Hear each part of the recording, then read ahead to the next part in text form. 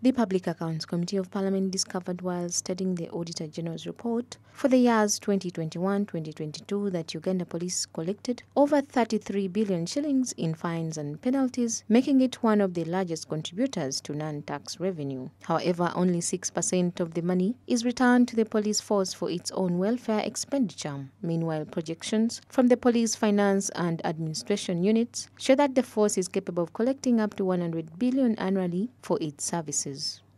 The borders are moving on. You see even how we drive, changing lanes and so on and so on. That would be revenue, and order would come in itself. Only improve on technology, request for even budgets to support your technology, and I am sure next time you come here, you might even report 1 trillion in collections, and they will be ordered by us. According to legislators, while it's a good practice to contribute to the country's revenue through fines and penalties, police should not use this avenue to avoid enforcing traffic laws. The legislators say many careless drivers have contributed to many road crashes simply because they pay a penalty. Police now would be aiming to collect little penalty by enforcing, telling people to follow the law. Now, the moment you say that they should increase their revenue, then you are saying people should become disorderly, encouraging crime. In fact, police would be the last person to be talking about non-tax revenue. So wouldn't it be, police, why wouldn't they tell us how they are planning to collect less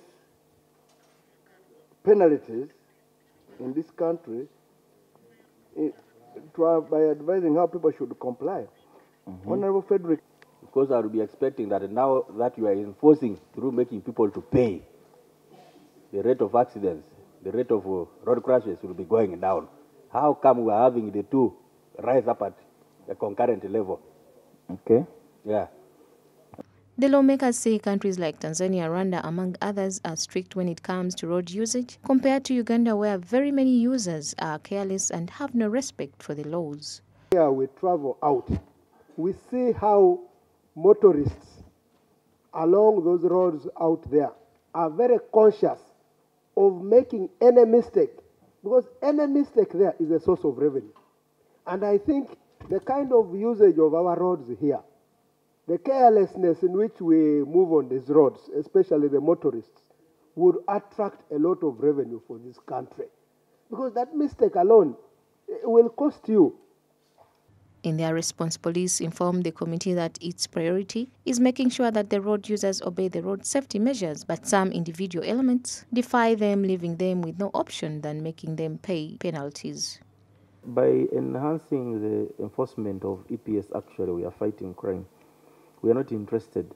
We are enforcing. Now, like you note in the receivables, what Honorable Nandala has talked, those are areas of people who get fines.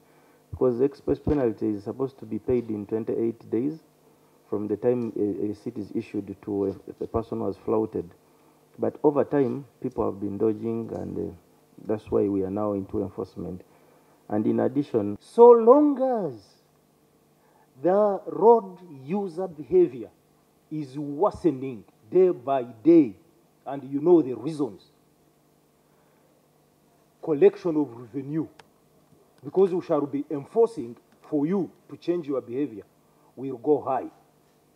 Therefore, the emphasis should be on road user behavior in order to allay fears of the honorable members. The lawmakers also raised concerns of why some constituents lack police posts and the ones that have are in the dire state, and according to police, their budget cannot enable them deploy personnel in all parts of the country. And the police officers have refused to enter into those things because they are very hot during the day and very cold during the night, which was an unnecessary expenditure, I believe. So when we are making these comments, the auditors did not go up country. And secondly, this recruitment we intended to recruit, this even talks about our presence in various police areas. Our numbers are low. That is true. Our numbers are low. We wanted, for instance, we had put it in our budget that we recruit this year a sizable number. Even considering that within 2-3 years we shall be going in for a general election.